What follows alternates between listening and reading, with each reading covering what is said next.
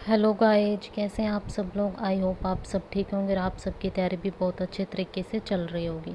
तो जैसे कि आप सभी को पता है कि आपके एग्ज़ाम जो है वो बहुत ही नज़दीक आ चुके हैं। ठीक है, अब आपके पास ज़्यादा टाइम नहीं बचा है, तो डेली जो हम कुछ ना कुछ टॉपिक की जो है वो रिवीजन कर रहे हैं।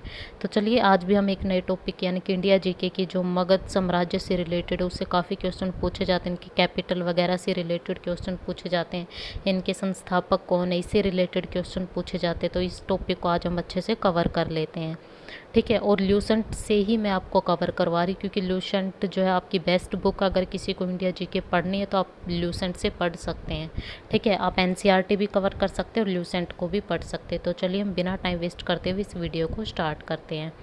ठीक है, तो आज जो हम कवर करने जा रहे हैं, आज हम कवर करेंगे अपने मगध साम्राज्य के बारे में। ठीक है, ये होता क्या, इसमें किस किस कौन इसके संस्थापक थे। तो चलिए हम बिना टाइम वेस्ट करते हुए स्टार्ट करते हैं। सबसे पहले देखिए, जो मगध के सबसे प्राचीन वंश के जो संस्थापक थे वो कौन थे, बृहद्रथ थे। ये क्वेश्चन आपसे पूछा गया पहले भी। ठीक है, कि मगध के सबसे प्राचीन वंश के जो आपके संस्थापक है वो कौन, आपके बृहद्रथ है। ठीक है, कौन आपके बृहद्रथ, आप लोग याद रख लीजिए। और इसकी जो कैपिटल यानी कि इसकी जो राजधानी वो आपकी गिरिब्रज, ये आपका पूछा गया था एक बार, ग्राम सचिव में पूछा हुआ था ये। ठीक है, इसकी राजधानी क्या आपकी गिरिब्रज है। ठीक है, या फिर राजगृह थी। ठीक है, और जरासंध बृहद्रथ का पुत्र था। अगर बृहद्रथ का पुत्र पूछे तो कौन था, जरासंध था। ठीक है, जरासंध क्या था, इसका बृहद्रथ का पुत्र था। उसके बाद देखिए नेक्स्ट क्या दिया हुआ आपका, हर्यक वंश के संस्थापक आपके बिंबिसार मगध की गद्दी पर 544 ईसा पूर्व, ठीक है, बैठे थे। कब बैठे थे ये, 544 ईसा पूर्व में। ठीक है, ये मगध की गद्दी पर आपके कब बैठे थे, ये बैठे थे आपके 544 ईसा पूर्व में। यानी कि 544 ईसा पूर्व में ये जो है आपकी गद्दी पर बैठे थे। ठीक है, और कौन बैठे थे आपकी गद्दी पर, बिंबिसार। ठीक है, हर्यक वंश के जो आपके संस्थापक थे बिंबिसार। ठीक है, ये पूछा जाता कि मगध के सबसे प्राचीन वंश के संस्थापक पूछे तो बृहद्रथ थे। हर्यक वंश के संस्थापक पूछे तो कौन थे, आपके बिंबिसार थे। और बिंबिसार जो थे वो मगध की गद्दी पर कब बैठे थे, आपके 544 ईसा पूर्व में जो वो मगध की गद्दी पर जो है बैठे थे। ठीक है, और ये कौन से धर्म के थे, ये आपके बौद्ध धर्म के अनुयायी थे। ये भी आप लोग याद रख लीजिए। ठीक है, कौन से धर्म के अनुयायी थे, ये आपके बौद्ध धर्म के अनुयायी थे। ठीक है, उसके बाद देखिए आपका नेक्स्ट क्या दिया हुआ है इसके अंदर, ये आपको पता लगे कि हर्यक वंश के संस्थापक बिंबिसार थे जो आपके 544 ईसा पूर्व गद्दी पर बैठे थे, और ये हमारे बौद्ध धर्म के क्या थे, अनुयायी थे। ठीक है, ये प्रथम भारतीय राजा थे। ठीक है, जिसने क्या किया था, प्रशासनिक व्यवस्था पर बल दिया था। ये क्वेश्चन भी आपका बन सकता है कि प्रथम भारतीय राजा कौन थे जिन्होंने प्रशासनिक व्यवस्था पर बल दिया था, वो कौन थे, आपके बिंबिसार ही थे। ठीक है, हर्यक वंश के संस्थापक बिंबिसार थे जिन्होंने पहली बार प्रशासनिक व्यवस्था पर बल दिया था, वो प्रथम भारतीय है। ठीक है, और बिंबिसार ने क्या किया था, बृहद्रथ को हराकर कौन से राज्य को मगध में मिला लिया था, अंग राज्य को मिला लिया था। ठीक है, किसको हराकर मिलाया था, वो बृहद्रथ को हराकर जो है उन्होंने मिलाया था। बिंबिसार ने कौन से राज्य को, अंग राज्य को जो है उन्होंने मगध में मिला लिया था। ठीक है, उसके बाद देखिए नेक्स्ट आपका क्या दिया हुआ है इसके अंदर, इतना आप लोगों को समझ में आ गया। ठीक है, उसके बाद देखिए बिंबिसार ने कौन से राज्य को मिलाया था मगध में, वो अपने अंग राज्य को मिलाया था। बिंबिसार ने राजगृह का निर्माण कर उसे अपनी राजधानी बनाया था। ठीक है, किसको अपनी कैपिटल बनाया था, राजगृह को। ठीक है, राजगृह का निर्माण किया था। और बिंबिसार ने मगध पर करीब कितने वर्षों तक शासन किया, ये क्वेश्चन भी बन सकते हैं। इसने लगभग 52 वर्षों तक यानी कि 52 ईयर्स तक इसने शासन किया था। ठीक है, मगध पर बिंबिसार ने, अगर पूछा जाए बिंबिसार ने मगध पर शासन कितने वर्षों तक किया था, तो आप क्या बताओगे, 52 ईयर्स तक उन्होंने शासन किया था। ठीक है, और महात्मा बुद्ध की सेवा में बिंबिसार ने किसको भेजा था, तो इन्होंने राजवैद्य जीवक को भेजा था। ठीक है, महात्मा बुद्ध की सेवा के लिए, महात्मा बुद्ध की, क्योंकि ये बौद्ध धर्म से के अनुयायी थे, तो इन्होंने महात्मा बुद्ध की सेवा में जो है बिंबिसार ने किसको भेजा था, राजवैद्य जीवक को भेजा था। ये भी इम्पोर्टेंट है। ठीक है, किसने भेजा था, महात्मा बुद्ध की सेवा के लिए बिंबिसार ने भेजा था। ठीक है, उसके बाद ये इम्पोर्टेंट नहीं, उसके बाद ये वाला देखिए टॉपिक। ठीक है, ये वाला देखिए, इसमें क्या दिया, बिंबिसार ने वैवाहिक संबंध स्थापित कर अपने साम्राज्य का विस्तार किया। ठीक है, इसने कौशल नरेश, ठीक है, सिंहजित की बहन महाकोशला से वैशाली की चटक की पुत्री से जो है इन्होंने क्या किया था, शादी की थी। ठीक है, ये वैसे इतना इम्पोर्टेंट नहीं है, इससे नहीं पूछा जाएगा क्वेश्चन। ठीक है। उसके बाद ये वाला इंपॉर्टेंट है कि आपके बिंबिसार की जो हत्या थी, ठीक है, उन्हीं के पुत्र किसने की थी? अजातशत्रु ने की थी। ठीक है, देखिए इससे क्या क्वेश्चन बन सकते हैं। एक तो ये कि बिंबिसार कौन से धर्म का था, तो वो आपका कौन से धर्म का था? वो आपका बौद्ध धर्म का अनुयायी था। कितने वर्षों तक उन्होंने मगध पर राज्य किया था? 52 ईयर्स तक उन्होंने राज्य किया था। उन्होंने कौन सी कैपिटल को जो है अपनी राजधानी किसको बनाया था? उन्होंने राजगृह को जो है अपनी कैपिटल बनाया था। ठीक है, ये आप लोग याद रख सकते हो। ठीक है, और उनकी हत्या जो है किसने की थी? उन्हीं के पुत्र ने, अजातशत्रु ने, उन्होंने उसकी हत्या कर दी थी। और 493 यानी कि 493 ईसा पूर्व में मगध की गद्दी पर कौन बैठ गया था? अजातशत्रु जो वो बैठ गया था। इसका उपनाम जो है वो क्या था? कुणिक था। किसका था? अजातशत्रु का। अजातशत्रु का अगर उपनाम पूछा जाए तो आपका क्या था? कुणिक था। और अजातशत्रु कौन से धर्म का था? जैन धर्म का। अजातशत्रु का पिता बिंबिसार बौद्ध धर्म का था और अजातशत्रु कौन से धर्म का था? ये आपका जैन धर्म का अनुयायी था। ठीक है, और अजातशत्रु ने कितने वर्षों तक शासन किया था? ये भी आपसे पूछा जा सकता है। तो अजातशत्रु ने केवल 32 वर्षों तक शासन किया था। अगर बिंबिसार का पूछा जाए तो आपका क्या हो जाएगा? 52 ईयर्स तक शासन किया था। और बिंबिसार के पुत्र अजातशत्रु का पूछा जाए तो कितने वर्षों तक किया था? 32 वर्षों तक किया था। अजातशत्रु बौद्ध जैन धर्म के अनुयायी थे। ठीक है, ये आपके कौन से धर्म के थे? जो अजातशत्रु थे वो आपके जैन धर्म के अनुयायी थे। अगर आपका बिंबिसार पूछा जाता है तो ये आपके कौन से थे? आपके बौद्ध धर्म के अनुयायी थे। ठीक है, ये कौन से थे? आपके बौद्ध धर्म के क्या थे? आपके अनुयायी थे। समझ में आ गया इतना? ठीक है, उसके बाद देखिए नेक्स्ट। उसके बाद देखिए आपका क्या दिया हुआ है इसमें, ये आप लोग याद रख लीजिए। इन्होंने, इनकी राजधानी कौन सी थी? ठीक है, इन्होंने कब तक शासन किया था? क्योंकि ऐसी चीज़ जो है आपसे ज़्यादातर पूछी जाती है। अजातशत्रु के सुयोग्य मंत्री का नाम। ठीक है, अगर इनके मंत्री का नाम पूछा जाए तो वो आपके कौन से आ जाएंगे? वर्षकार। ठीक है, कौन थे? वर्षकार थे। इसी की सहायता से अजातशत्रु ने किस पर विजय प्राप्त की थी? वैशाली पर विजय प्राप्त की थी।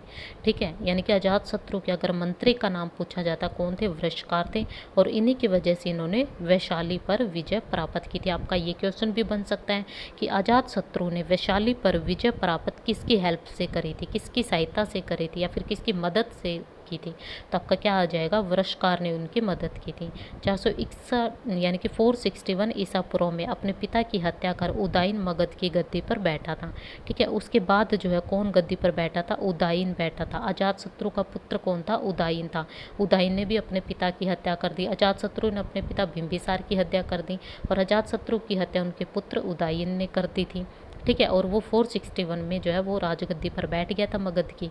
ठीक है, उदायन ने कौन सी किसकी स्थापना की थी? आपके पाटलिग्राम की, यानी कि जिसको पाटलिपुत्र बोलते हैं आज। ठीक है, पाटलिग्राम की किसने स्थापना की थी? आपके उदायन ने की थी। उदायन भी किसका था? आपका जैन धर्म का अनुयायी था। ठीक है, उदायन भी किसका था? आपका जैन धर्म का अनुयायी था। तो हर्यक वंश का जो आपका अंतिम राजा था, ठीक है, वो कौन था? आपका उदायन का पुत्र नागदशक था। ठीक है, कौन था? उदायन का पुत्र कौन था? आपका नागदशक जो था वो हर्यक वंश का अंतिम राजा जो है वो बना था। ठीक है, अब देखिए इससे क्या इंपॉर्टेंट जो है आपके क्वेश्चन बन सकते हैं। देखिए सबसे पहले हमने क्या क्या पढ़ा कि हर्यक वंश के जो संस्थापक थे वो आपके कौन थे? आपके बिंबिसार थे। ठीक है, हर्यक वंश के आपसे संस्थापक पूछा जाए तो आप कौन थे? बिंबिसार थे। बिंबिसार ने किसको राजधानी बनाया था आपके? वो आप लोगों को मैंने बता दिया किसको बनाया था उन्होंने? राजगृह को बनाया था अपनी राजधानी। ठीक है, अगर वो ये पूछा जाए कि उन्होंने कितने वर्षों तक शासन किया था तो उन्होंने 52 ईयर्स तक जो है वो शासन किया था। ठीक है, अगर आपसे ये पूछ लिया जाए कि वो कौन से धर्म के अनुयायी थे? बिंबिसार जो है, देख बै से बिंबिसार और बै से ही आपका बौद्ध। ठीक है, तो वो बौद्ध धर्म के जो वो अनुयायी थे। ठीक है, अगर बिंबिसार के पुत्र पूछे जाते हैं, ठीक है, उनके पुत्र कौन थे? उनके पुत्र जो थे वो अजातशत्रु थे। ठीक है, अगर उनके पुत्र पूछ लिए जाए कि बिंबिसार के पुत्र कौन थे तो उनके पुत्र जो थे वो आपके कौन थे? अजातशत्रु जो उनके पुत्र थे।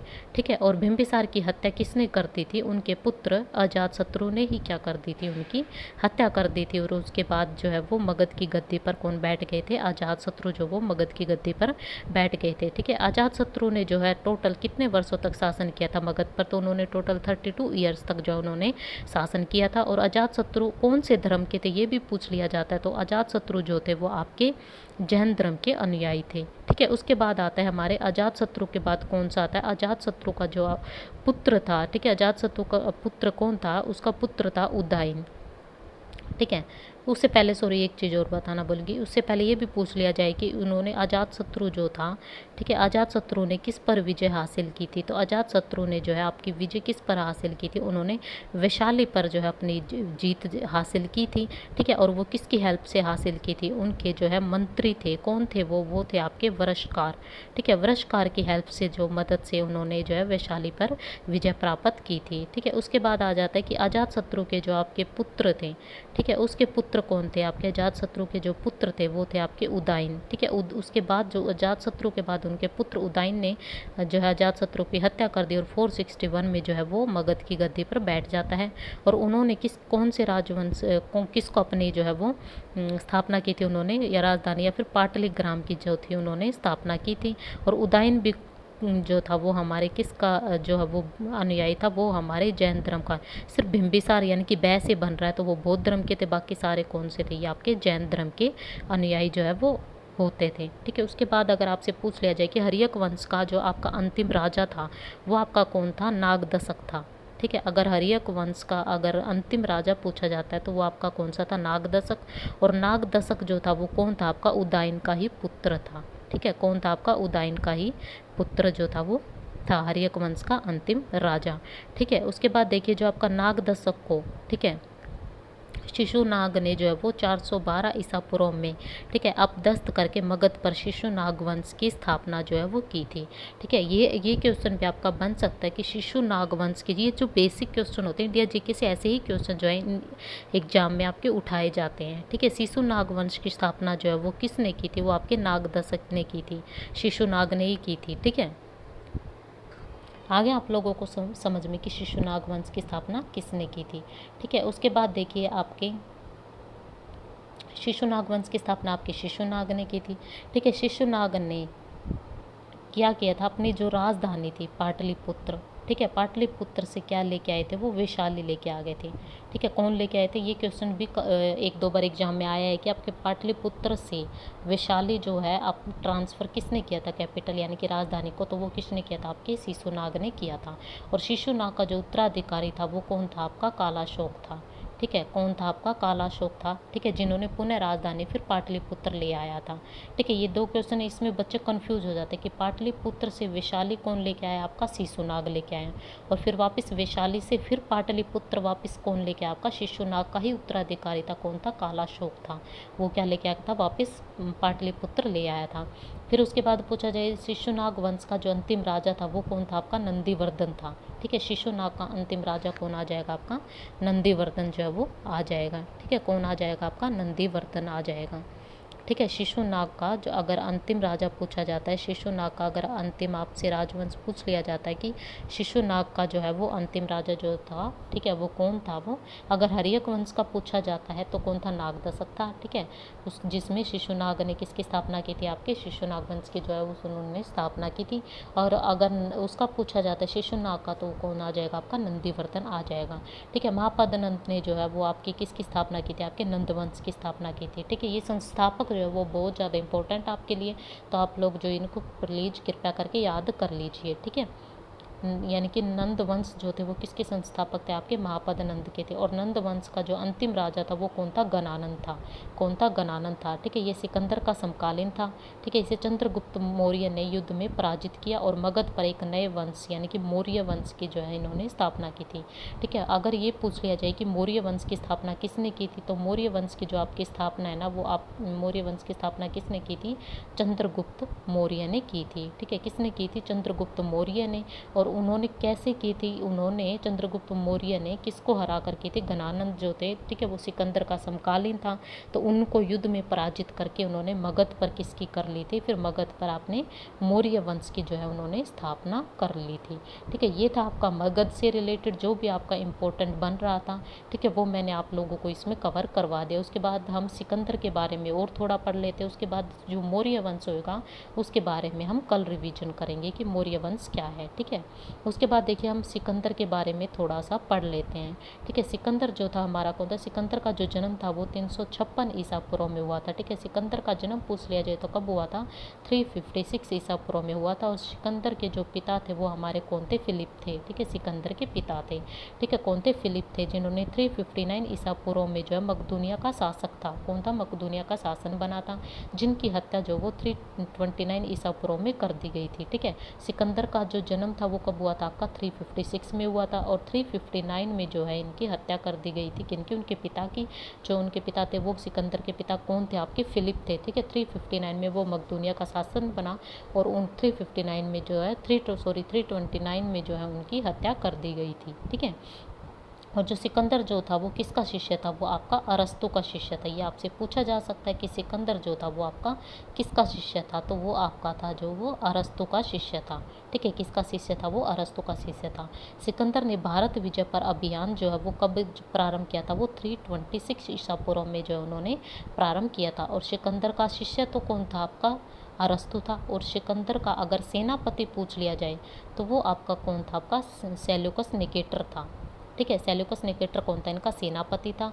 ठीक है, अगर सिकंदर का शिष्य पूछ लिया जाए तो अरस्तु, ये इंपॉर्टेंट है आपके लिए। एक तो इनका शिष्य जो है वो पूछा जाता है कई बार पेपर में, और एक ये वाला तो बहुत ज़्यादा इंपॉर्टेंट है कि इनका सेनापति कौन था। ठीक है, सेल्यूकस निकेटर जो है इनके सेनापति थे। ठीक है, उसके बाद देखिए इसमें क्या दिया हुआ है, सिकंदर को पंजाब के शासक, ठीक है, पंजाब के शासक के साथ जो है इनको युद्ध करना पड़ा था। ठीक है, पोरस के साथ युद्ध करना पड़ा था। ठीक है, जिससे क्या थी, हाई डेस्पिच के युद्ध, यानी कि झेलम का युद्ध के नाम से जाना जाता है। ठीक है, यानी कि जो सिकंदर जो थे उन्होंने पंजाब के जो शासक थे पोरस के साथ जो है इनको युद्ध करना पड़ता था, जिनको हाई डेस्पिच का युद्ध भी बोलते हैं या फिर झेलम का युद्ध भी बोलते हैं। ये आपसे पेपर में पूछा जाता, कई बार बच्चे झेलम का युद्ध याद रख लेते, लेकिन ये नहीं पता है कि इसी को ही हाई डेस्पिच का युद्ध भी बोलते हैं। ठीक है, ये आप लोग याद रखिए। सिकंदर की सेना ने जो है वो व्यास नदी के पश्चिमी तट पर पहुंचकर उसे पार करने से क्या कर दिया था, आपका इनकार कर दिया था। सिकंदर स्थल मार्ग द्वारा जो है वो 325 ईसा पूर्व में क्या हुआ था, भारत से लौटा था। ठीक है, सिकंदर जो वो कब लौटा था, स्थल मार्ग द्वारा भारत कब लौटा था, भारत से, वो आपका 325 ईसा पूर्व में जो वो भारत से लौटा था। ठीक है, अब देखिए सिकंदर की मृत्यु जो है वो आपकी कब हुई थी, सिकंदर की जो मृत्यु थी वो आपकी 323 में हुई थी, यानी कि 356 में तो इनका जन्म होता है और 323 में जो है इनकी डेथ हो जाती है। ठीक है, बेबीलोन में 33 वर्ष की अवस्था में ही इनकी डेथ हो गई थी। ठीक है, सिर्फ 33 वर्ष के थे ये, 33 ईयर। ठीक है, उसी में इनकी डेथ हो जाती है। ठीक है, और जो आपके सिकंदर का जो जल सेनापति था, कौन था, जल सेनापति। ठीक है, वो कौन था, निर्याकस था। ठीक है, एक तो इसका सेनापति, ठीक है, और एक जल सेनापति, दोनों में बच्चे कंफ्यूज हो जाते। कई बार क्या होता है कि इसमें वो कंफ्यूज करने के लिए आपसे सेनापति नहीं जल सेनापति पूछ लेता है, तो तब भी बच्चे सेल्यूकस निकेटर लगा के आ जाते हैं। लेकिन जल सेनापति और सेनापति में आपका डिफरेंस, अगर आपका सेनापति पूछा जाता ओनली सेनापति, तो आपका हो जाएगा सेल्यूकस निकेटर। अगर आपका जल सेनापति पूछा जाए, कौन सा, जल, ठीक है, अगर आपका जल सेनापति पूछा जाता है तो आपका कौन सा हो जाएगा, आपका निर्याकस हो जाएगा। ठीक है, ये जो आप लोग याद रखिए। और एक ये भी जो है बहुत इंपॉर्टेंट है कि सिकंदर का प्रिय घोड़ा कौन था। ठीक है, घोड़े का नाम जो है आपसे काफ़ी बार एग्जाम में जो है आपसे पूछा जाता है। ठीक है, बहु केफला, सिकंदर का घोड़ा का जो नाम था वो आपका क्या था, बहु केफला था। ठीक है, ये इसके घोड़े का नाम था, तो इसी के नाम पर इसने झेलम नदी के तट पर जो है वो बहु केफला नामक जो है नगर बसाया था। ये आपसे पूछ लिया जाएगा, अगर ऐसे पूछ लिया जाए कि बहु केफला, ये 90% जो है बच्चों को जो है, काफ़ी बच्चों को पता नहीं होगा कि बहु केफला जो आपका नगर है वो किसने बसाया था। ठीक है, तो वो नगर आपका किसने बसाया था, आपका सिकंदर ने ही बसाया था। ठीक है, किसने बसाया था, सिकंदर ने। ये इनके प्रिय घोड़े का नाम था। ठीक है, ये इनके घोड़े का नाम था। ठीक है, हम एक बार थोड़ा मोटा मोटा पढ़ लेते हैं, दोबारा से इसकी रिवीजन कर लेते हैं। देखिए सिकंदर के बारे में क्या था, इनका जन्म कब हुआ था, 356 में हुआ था, और इनकी डेथ कब हो गई थी, इनकी डेथ जो थी वो 323 में हो गई थी। और ठीक है, जब ये 323 में हुई थी तो ये 33 ही ईयर के थे, यानी कि 33 ईयर के थे, बेबीलोन में इनकी डेथ हो गई थी। ठीक है, उसके बाद इनके पिता का नाम पूछ लिया जाए तो इनके पिता का नाम जो है वो क्या था, उनके पिता का नाम फिलिप था। ठीक है, जो हमारे कहाँ के शासक थे जब उनकी डेथ हुई थी, तो वो शासक जो थे वो कहाँ के थे आपके, वो मकदूनिया के शासक थे, ठीक है, जब उनकी डेथ हो गई थी, ठीक है। उसके बाद देखिए इसमें अगर आपसे पूछ लिया जाए कि इनका जो शिष्य था वो कौन था, अगर शिष्य पूछ लिया जाए, सेनापति पूछ लिया जाए, ठीक है, और जल सेनापति पूछ लिया जाए, तो आप क्या बताएंगे? अगर इनका शिष्य पूछा जाता है कि सिकंदर जो थे वो किसके शिष्य थे, तो वो आपका क्या आ जाएगा? वो आपका आ जाएगा अरस्तु आ जाएगा, ठीक है, क्या आएगा? अरस्तु, ठीक है। अगर आपसे सेनापति पूछ लिया जाता है, तो मैंने आपको बताया सेनापति और जल सेनापति दोनों आप याद रख लिए। अगर सेनापति पूछा जाता है ओनली, तो सेल्यूकस निकेटर आ जाएगा आपका। अगर आपसे पूछ लिया जाता है जल सेनापति, क्या पूछ लिया जाता है? जल सेनापति पूछ लिया जाता है, तो आपका क्या आ जाएगा? निर्याकस जो है वो आ जाएगा, ठीक है। और सिकंदर ने जो है वो इनका पंजाब के जो शासक थे पोरस के साथ जो है वो झेलम का युद्ध भी हुआ था। कौन सा युद्ध हुआ था उनका? झेलम का युद्ध हुआ था, ठीक है, जिसको हाई डे स्पीच के नाम से भी जानते हैं, ठीक है। कौन सा युद्ध हुआ था? झेलम का, ठीक है। इसको क्या बोलते? झेलम का युद्ध भी बोलते, जो व्यास नदी के पश्चिमी तट पर जो ये लड़ा गया था, ठीक है। उसके बाद ये भी आपसे पूछ लिया जाता है कि उनके घोड़े का नाम क्या था, ये मैंने आपको बताया है। घोड़े का नाम जो था वो क्या था आपका? बहुकेफला जो है इनके घोड़े का नाम था, क्या था? बहुकेफला। और बहुकेफला नामक नगर अगर पूछ लिया जाए किसने बसाया था, तो ये आपका किसने बसाया था? आपके सिकंदर ने ही बसाया था, ठीक है। ये था आपका। आज हमने किस किस के बारे में पढ़ा? आज हमने पढ़ा सिकंदर के बारे में, और मगध साम्राज्य से रिलेटेड जो भी इम्पोर्टेंट लाइनें थी वो हमने पढ़ी है, ठीक है। ये वीडियो आपको कैसी लगी? अगर आपको अच्छी लगी है तो आप कमेंट करके ज़रूर बताना कि आपको वीडियो अच्छी लगी। अगर आपको इंडिया जीके से कोई भी टॉपिक में डाउट है, अगर आपको कोई भी टॉपिक कवर करना है, तो आप मेरे पास कमेंट करके बता सकते हैं। आप नीचे कमेंट बॉक्स में जो आप कमेंट कीजिए आपको कौन सा टॉपिक पढ़ना है, ठीक है। अगर आपको कोई टॉपिक पढ़ना है तो हम नेक्स्ट उसी के ऊपर वीडियो बनाएंगे। अदरवाइज जो है हम नेक्स्ट टॉपिक जो है, अब हमने मगध पढ़ लिया, और नेक्स्ट टॉपिक जो होगा आपका वो होगा मौर्य वंश से रिलेटेड, ठीक है। कौन सा पढ़ेंगे हम? नेक्स्ट टॉपिक हम पढ़ेंगे मौर्य वंश, ठीक है। वीडियो कैसी लगी? अगर आपको वीडियो अच्छी लगी है तो प्लीज़ इस वीडियो को लाइक कीजिए, शेयर कीजिए, और हमारे चैनल को सब्सक्राइब कर लीजिए। So thank you so much guys for watching this video. Thank you.